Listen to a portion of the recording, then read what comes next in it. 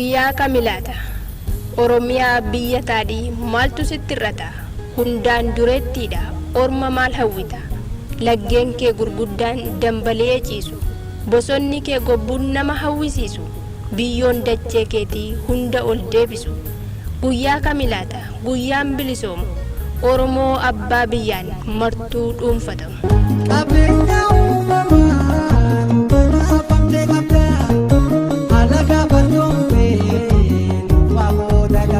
Qomoon bineensotaa do'achuudhaaf tolan bakkee kan jiraatan galaanas kan seenan boollatti kan galan mukarras kan lo'an suutas tarkaanfatan arreeddiin gulufan guyyaa kamilaata guyyaan isaan gammadan Oromiyaa keessa sodaa malee jiraatan biyya kooti jechuun walaba labsatan.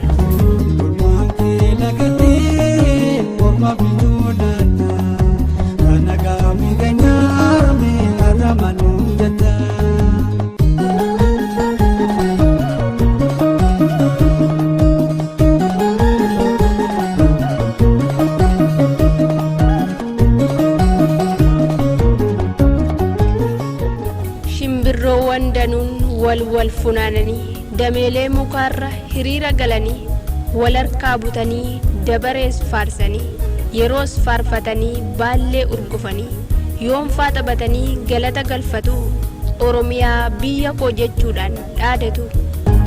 Oromiyaa gaaffii qaamna sirra ilmaan kee qabu shakkii qaamnu bira alaagaan gammadee bashannana sirra maalsi yakkilee beelaan.